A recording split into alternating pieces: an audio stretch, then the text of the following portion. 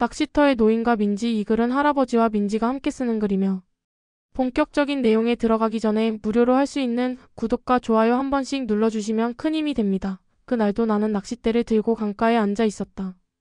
아내가 죽은 지 7개월. 집은 더 이상 내 집이 아니었다. 먹지도 않는 밥을 차려놓는 냄새, 한때 우리가 함께 웃던 거실의 침묵, 텅 빈 침대. 그 모든 게 나를 짓눌렀다.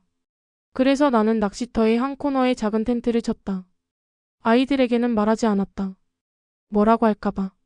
할아버지, 물 드세요. 민지였다. 20살의 그 아이는 낚시터 카페에서 일하고 있었다.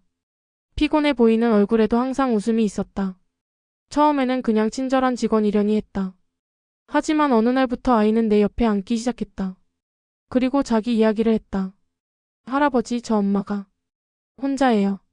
아빠는 제 어릴 때 떠났고 엄마도 혼자라고 느끼셨대요. 그래서 저도 할아버지처럼 혼자인 줄 알아요.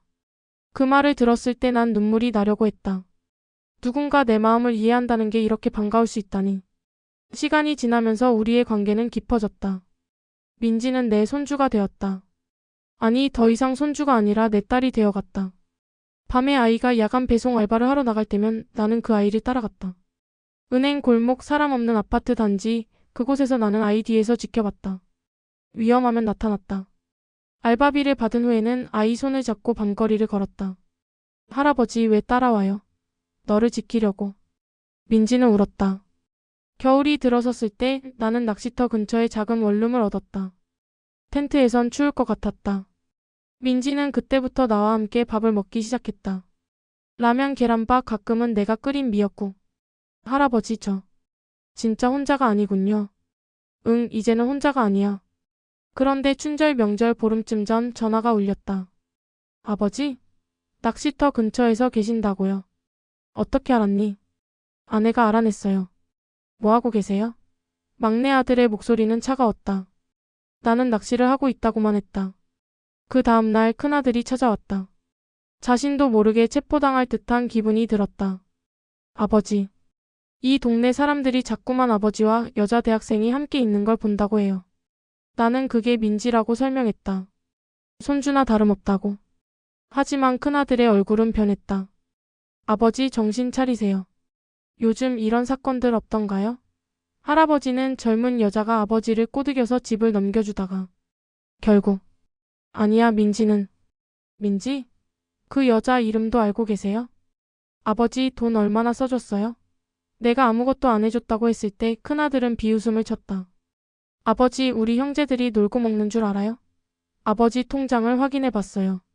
지난 석 달간 매주 200만 원씩 빠져나가고 있어요. 그 여자한테. 그 말은 거짓이었다. 내가 민지에게 준 돈은 100만 원이 채 되지 않았다. 아이 등록금 일부와 겨울옷이었다. 하지만 큰아들은 듣지 않았다.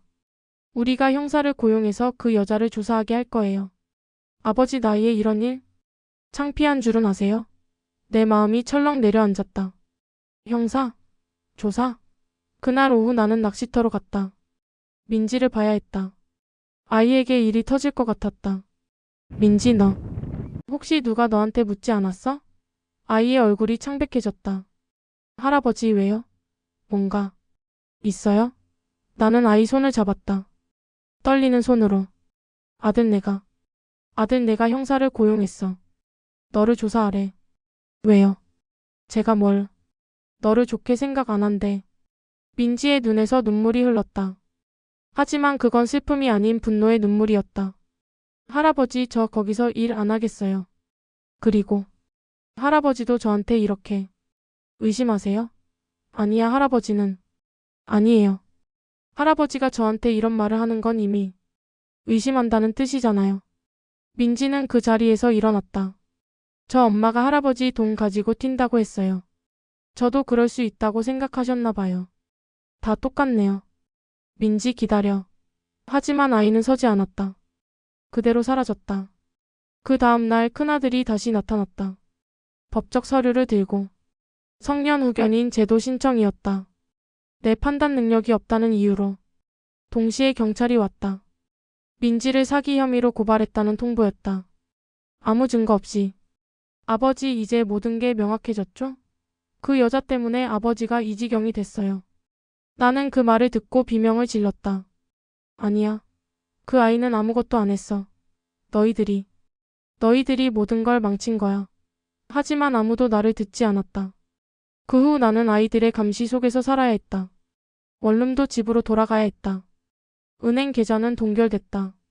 하루 용돈도 아이들이 주었다. 그들은 할아버지 보호라고 불렀다.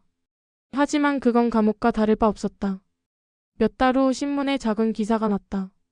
60대 대학생 명예훼손 혐의로 역고소. 형사 고발 무혐의 처리. 민지는 이기고 있었다. 하지만 그 아이는 나타나지 않았다. 사건이 어느 정도 명백해지자 아이들은 내 앞에서 미안하다고 말했다. 아버지, 저희가 너무 성급했어요.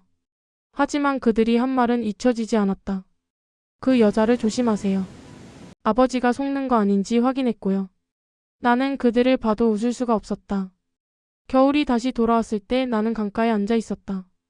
낚싯대는 들고 있었지만 물속만 바라봤다. 누군가의 발소리가 들렸다.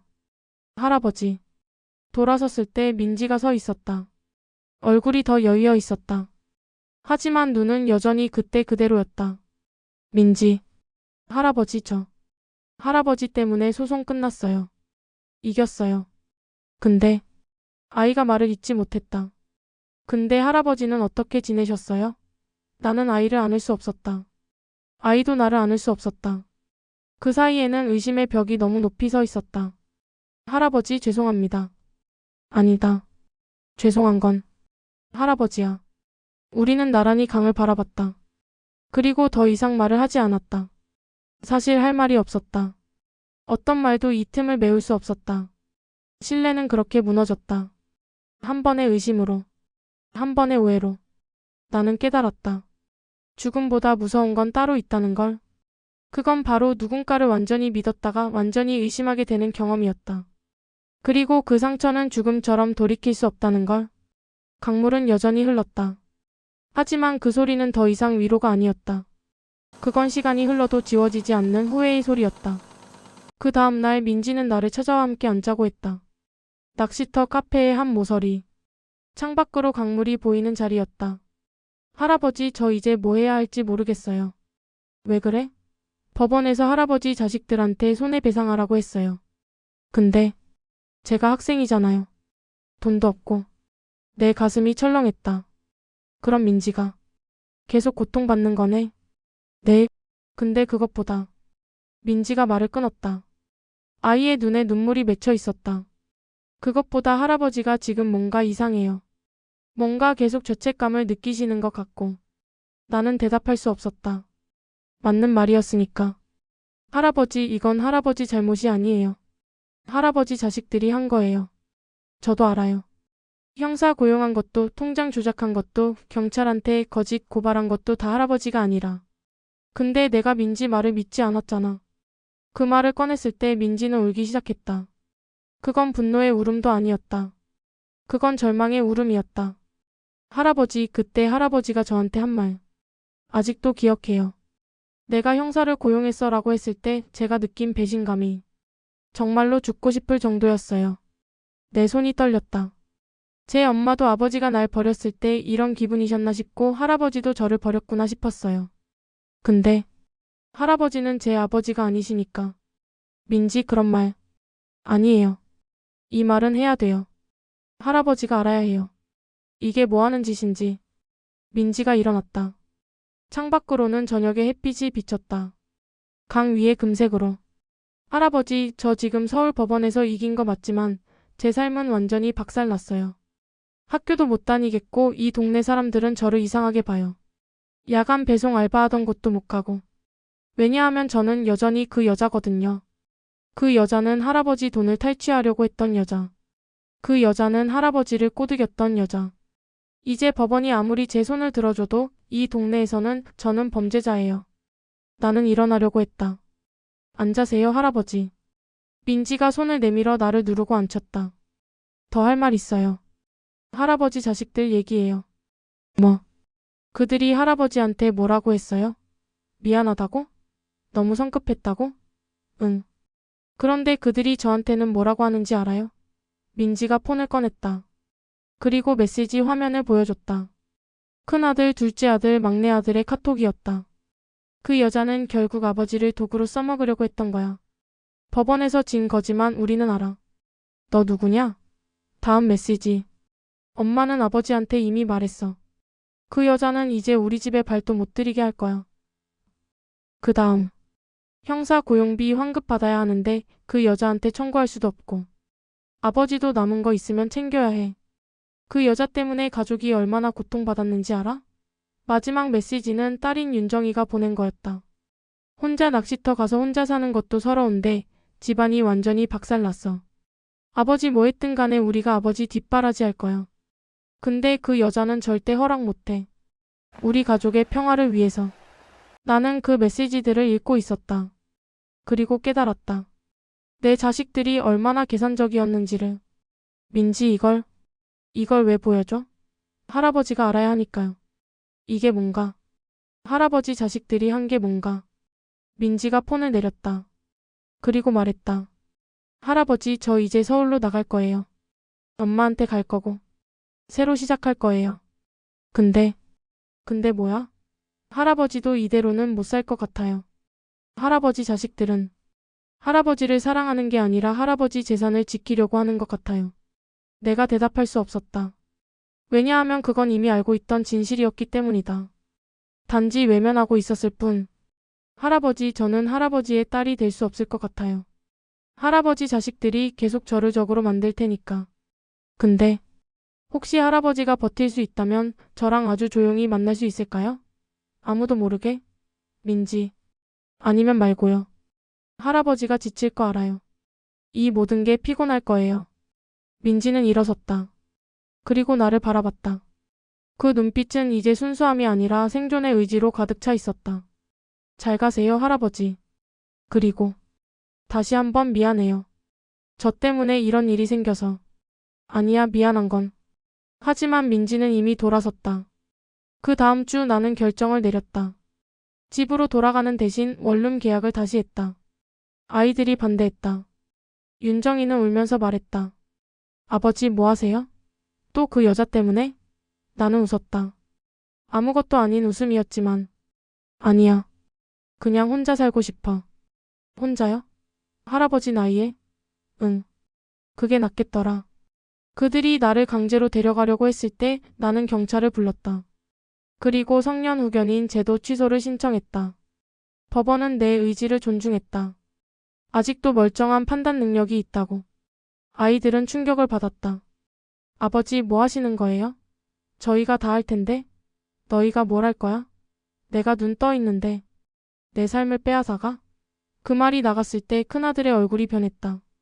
아버지. 저희가 아버지를 해칠 생각은 없었어요. 난 알아. 너희가 의도한 건 민지를 해치는 거였어. 근데 너희가 한 짓이 뭐냐? 그건 사기고 명예훼손이고 경찰력 남용이야. 그리고 나는 목이 메었다. 그리고 내 마음을 짓밟는 거야. 그 후 3개월 내 삶은 완전히 바뀌었다. 아이들은 처음엔 매일 찾아왔다. 용서를 구하려고. 하지만 내 마음은 이미 식어 있었다. 그들이 진정으로 미안한 건지 아니면 내 재산 관리 때문인지 확신할 수 없었다. 그래서 나는 변호사를 고용했다. 내 유산을 기부하기 위해. 아버지 뭐 하시는 거예요? 윤정이가 비명을 질렀다. 내 돈이니까 내가 쓰지. 뭐하러 너희한테 남기겠어. 아버지 그건 너무한 거 아닌가요? 너희가 먼저 너무했지. 변호사는 나에게 물었다. 어디에 기부하실 건가요? 나는 생각했다. 그리고 결정했다. 청소년 기숙사 건설. 가난한 대학생들을 위해. 변호사가 깜짝 놀랐다. 꽤 큰 규모입니다만 특별한 이유라도? 그냥 혼자인 아이들을 도와주고 싶어. 그렇게 내 재산의 절반이 기부되었다. 아이들은 내게 더 이상 찾아오지 않았다. 대신 변호사를 통해 유언장을 수정해달라는 요청만 왔다. 나는 모두 거절했다. 그 겨울 낚시터에서 만난 건 예상 밖이었다. 민지는 다른 모습으로 돌아와 있었다. 더 강해 보였다. 하지만 그 눈빛은 여전히 상처투성이었다. 할아버지. 어라 뭐예요? 그냥 앉아있어. 넌? 전 서울에서 법학대학원 준비 중이에요. 변호사 될 거예요. 나는 놀랐다. 와, 그럼 기부 받은 거 있잖아요. 청소년 기숙사 건설 프로젝트 있잖아요. 거기서 저한테 장학금 줬어요. 할아버지 때문에. 그 말을 들었을 때 나는 울음이 났다. 오랜만에 눈물이었다. 민지 고마워. 그런데 뭐예요? 미안해. 정말로. 민지는 내 옆에 앉았다. 이제는 조심스럽게. 마치 깨질 것 같은 유리처럼. 할아버지, 저도 할아버지를 미워했어요. 되게 오래 미워했어요. 근데 결국 할아버지도 피해자더라고요. 할아버지 자식들한테. 그래도 내가 너를 의심했잖아. 네, 그것도 할아버지 잘못이에요. 근데 인간이 약한 거 맞지 않나요? 자식들이 그렇게 말하면 흔들리는 게 당연한 거 아닐까요? 그래도 할아버지는 결국 가장 큰 결정을 하셨어요. 자식들을 포기하고 내 편에 서셨어요. 나는 그 말을 들었을 때 가슴이 철렁했다. 정말 그렇게 본 걸까? 민지가 나를 그렇게 생각했을까? 할아버지, 저도 약속할 게 있어요. 뭐? 전 할아버지가 없었으면 지금 살아있지 않았을 것 같아요. 그 형사 조사 받던 때 경찰에 모욕당하고 사람들한테 손가락질 받으면서 정말 죽고 싶었거든요. 민지가 나를 바라봤다. 근데 할아버지가 있었어요. 할아버지가 낚시터에서 매일 기다리고 계셨어요. 그리고 결국 자식들한테까지 등 돌리셨어요. 그래서 전 살았어요. 민지. 그래서 전 약속해요. 제가 변호사가 되면 할아버지처럼 누군가의 곁에 설 거예요. 약한 사람, 혼자인 사람, 억울한 사람들 말이에요. 할아버지 대신. 나는 아무 말도 할 수 없었다. 그리고 할아버지, 제 가족이 되어주세요. 정식으로. 내가 고개를 들었을 때 민지는 이미 나를 안고 있었다. 그 이후 나의 인생은 다시 시작됐다. 비록 자식들과는 단절했지만 민지와의 만남은 더욱 깊어졌다. 아이는 법학대학원에 진학했고 나는 낚시터 근처에서 민지의 공부를 도왔다. 밤에 아이가 공부할 때 나는 그저 옆에 앉아있기만 했다. 누군가 곁에 있다는 것만으로도 충분했다. 2년이 지났을 때 민지는 법무관 시험에 합격했다. 그리고 인권 변호사가 되었다. 맨 처음 그 아이가 한 일은 내게 놀라웠다. 민지는 내 자식들을 고소했다. 기소되지 않았던 범죄들에 대해. 명예훼손, 사기, 경찰력 남용. 나는 그걸 말렸다. 민지, 이제는 멈춰야지. 하지만 민지는 고개를 저었다. 할아버지, 이건 할아버지를 위한 게 아니에요. 이건 다음 피해자들을 위한 거예요. 할아버지 자식들 같은 사람들이 또 다른 누군가를 해치지 못하도록. 결국 재판이 열렸다. 이번엔 내 자식들이 피고인이었다. 법정에서 큰아들의 얼굴을 봤을 때 나는 한 가지를 깨달았다. 그들도 여전히 나를 아버지라고 생각하고 있다는 것. 그리고 그것이 가장 슬픈 부분이라는 것. 판사는 최종적으로 그들에게 벌금형과 집행유예를 선고했다. 크지 않은 처벌이었지만 그들의 명예는 이미 내려앉았다. 딸 윤정이는 남편과 이혼을 결정했다. 할아버지 괜찮으세요? 재판이 끝난 후 민지가 물었다. 응, 난 괜찮아. 이제는 정말로. 그렇게 6개월이 지났을 때 나는 유언장을 수정했다. 남은 재산의 대부분을 민지에게 물려주는 것으로. 민지는 그 돈으로 인권센터를 열었다. 나이든 분들이 젊은이한테 당하는 피해, 젊은이들이 나이든 분들을 도와줄 때 받는 손가락질. 이런 걸 막기 위한 센터예요. 나는 그 센터의 이름을 보고 눈물이 났다. 낚시터의 빚 마이너스 그게 바로 센터의 이름이었다. 내 자식들은 더 이상 나를 찾지 않았다. 그리고 나도 그들을 찾지 않았다. 어쩌면 그게 둘 다에게 가장 인자한 선택일지도 모른다. 해가 져가는 낚시터에서 나와 민지는 여전히 나란히 앉아 있었다. 더 이상 말을 많이 하지는 않지만 그 침묵은 더 이상 외로움이 아니었다. 그건 이해와 신뢰의 침묵이었다. 할아버지 알아요? 민지가 갑자기 말했다. 뭐? 할아버지가 저한테 준 가장 큰 선물은 돈이 아니라 나는 혼자가 아니라는 걸 배우게 해준 거예요. 그리고 가족이 뭔지도. 나는 웃음이 나왔다. 오래간만에 따뜻한 웃음이었다. 할아버지도 민지한테 배웠어. 죽음보다 큰 게 있다는 걸. 그리고 인생은 언제든 다시 시작될 수 있다는 걸. 우리는 다시 강을 바라봤다. 이제 그 강은 단순한 추억의 장소가 아니었다. 그건 우리가 새로 태어난 장소였다. 그 겨울 낚시터는 눈으로 하얀 데였다. 그리고 그 위에는 두 사람의 발자국만 남았다. 하나는 늙은이의 발자국, 다른 하나는 젊은이의 발자국. 하지만 이제 그 발자국들은 나란히 나 있었다. 더 이상 혼자가 아니라. 강물은 여전히 흘렀다. 이번엔 그 소리가 들렸다. 그건 후회의 소리가 아니라 희망의 소리였다. 시간이 모든 걸 치유할 수 없지만 누군가와 함께 그 시간을 견딘다면 살 수 있다는 희망의 소리. 그리고 나는 알았다. 이게 진짜 사랑이라는 걸. 혈연이 아닌 상처받은 영혼들이 서로를 감싸주는 것. 그게 진짜 가족이라는 걸. 3년이 더 지났을 때 낚시터 주변은 많이 변했다. 민지가 지은 낚시터의 빛 인권센터는 이제 유명한 곳이 됐다. 신문에도 여러 번 났고 방송도 나왔다. 그 과정에서 우리 이야기도 조금씩 알려졌다. 비극을 희망으로 바꾼 두 사람의 이야기 이렇게. 하지만 나와 민지는 그런 명성을 별로 좋아하지 않았다. 우리가 원했던 건 그런 게 아니었으니까. 우리가 원했던 건 그저 서로 함께 있는 것뿐이었다. 어느 날 오후 나는 의사 진찰을 받아야 했다. 명시적으로 말하지 않아도 시간이 없다는 걸 알았다. 몸이 자꾸 말을 안 들었다. 심장이 불규칙하게 뛰었고 호흡이 가팠다. 의사는 말했다. 할아버지 편하게 지내세요. 다른 건 크게 걱정하지 않으셔도 됩니다. 다른 말로는 오래 못 산다는 뜻이었다. 나는 그 말을 민지에게 하지 않았다.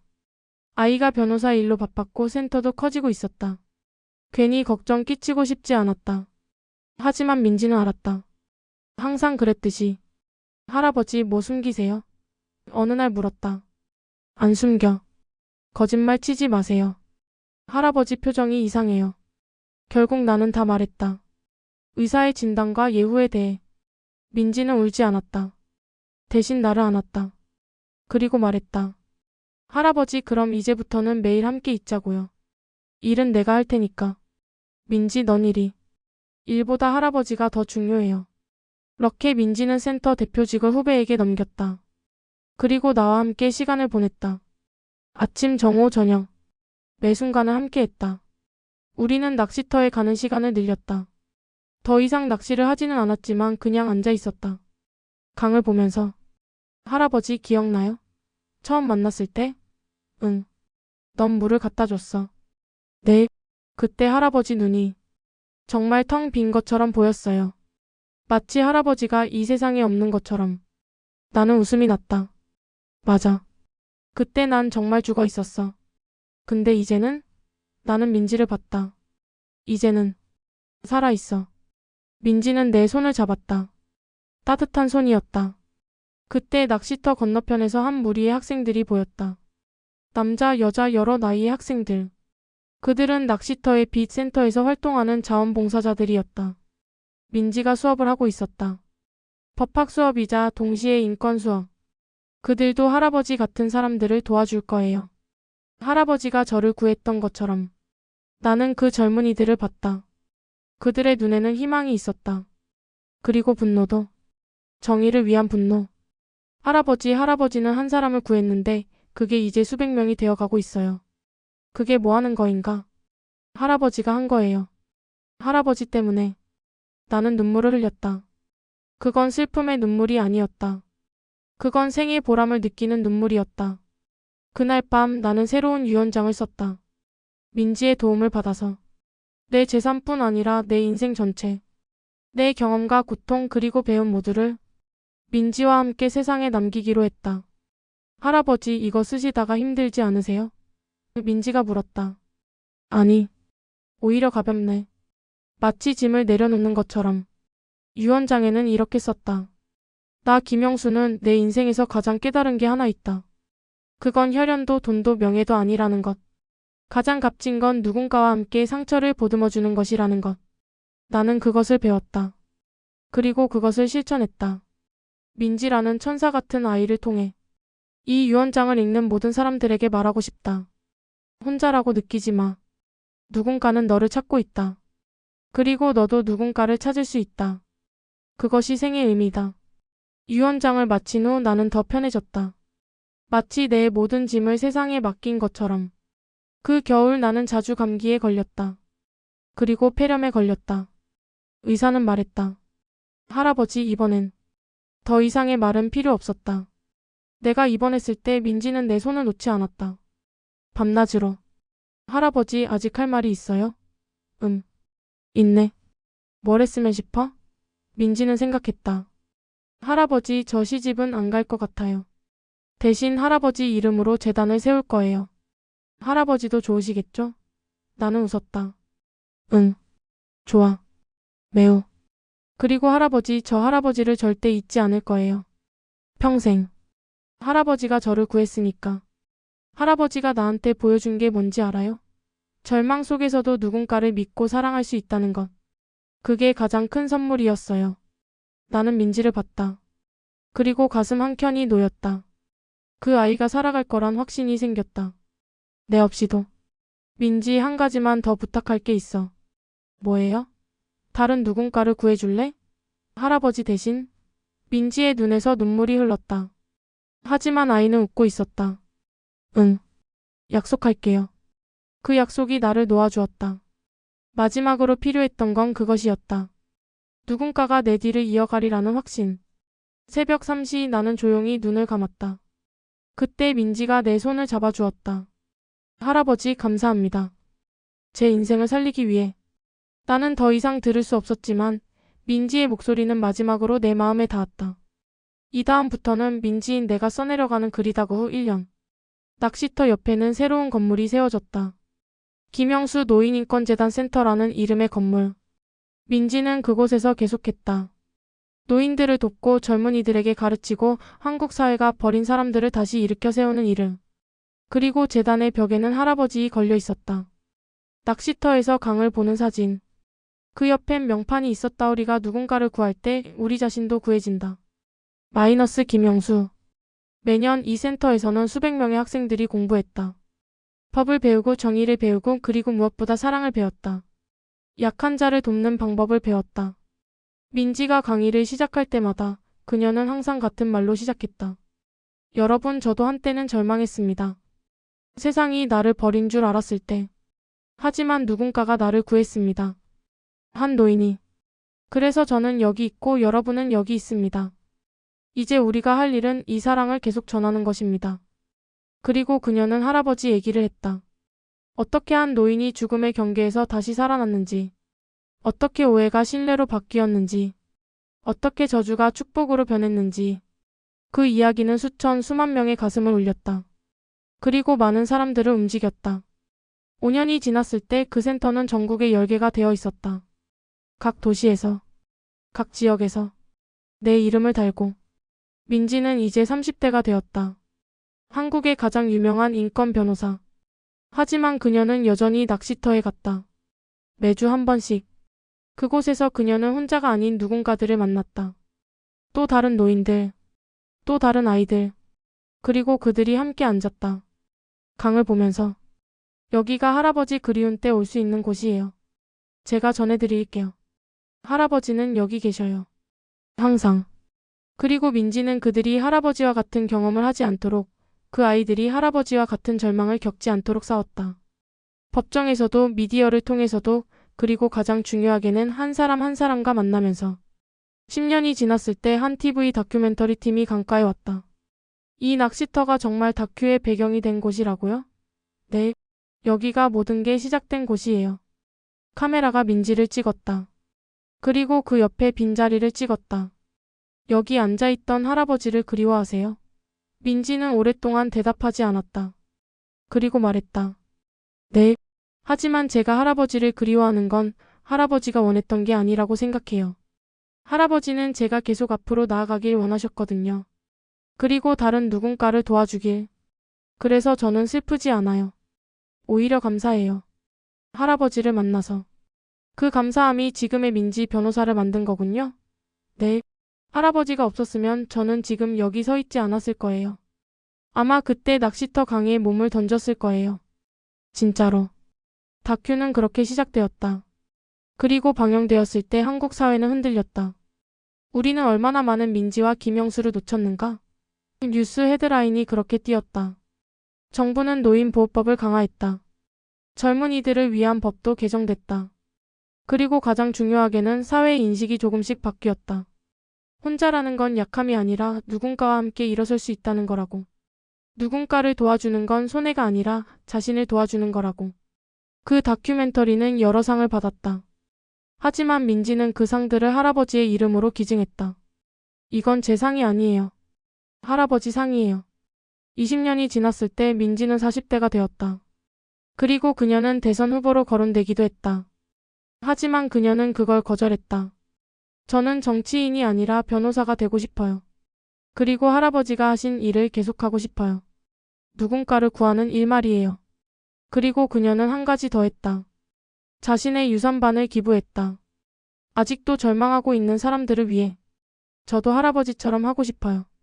이 세상에 조금이나마 빛을 남기고 가고 싶어요. 그때쯤 낚시터는 보존지역으로 지정되었다. 한국 현대사의 가장 의미 있는 장소 중 하나라는 이유로. 그리고 그 옆에는 작은 기념비가 세워졌다. 검은 화강암으로 된. 거기에 새겨진 글은 여기서 한 노인과 한 젊은이가 만났다. 서로를 구하기 위해. 이 만남이 세상을 조금 더 밝게 만들었다면 그것으로 충분하다. 혼자가 아니다. 누군가는 너를 기다리고 있다. 김영수. 매년 수천 명이 이 기념비를 찾았다. 그들은 그곳에서 울었다. 그리고 다짐했다. 자신도 누군가를 구할 거라고. 30년이 흘렀을 때 민지는 한 젊은 여성을 낚시터로 데려갔다. 그 여자는 자살 시도로 구조된 직후였다. 여기가 어떤 곳이라고 생각해요? 민지가 물었다. 모르겠어요. 여기가 절망에서 희망으로 가는 그 첫 번째 계단이 되는 곳이에요. 할아버지도 저도 여기서 시작했거든요. 그래서 전 여기에 자주 와요. 그리고 다른 누군가도 데려와요. 그래서 알고 있어요. 이건 저희 둘만의 이야기가 아니라는 거. 이건 계속되는 이야기라는 거. 그 여성은 그곳에서 울었다. 그리고 다음에 그녀는 대학원에 들어갔다. 사회복지를 공부하기 위해. 그리고 3년 뒤 그녀도 센터의 상담사가 되었다. 이렇게 연쇄 반응은 계속됐다. 한 사람이 한 사람을 구하고 그 사람이 다른 사람을 구하고 그렇게 계속. 40년이 지났을 때 민지의 센터는 이제 단순한 인권센터가 아니었다. 그건 하나의 운동이 되어 있었다. 전 세계적인. 한국의 이야기가 미국으로 유럽으로 아시아로 퍼져나갔다. 한 노인이 보여준 사랑이 세상을 바꿨다는 이야기가.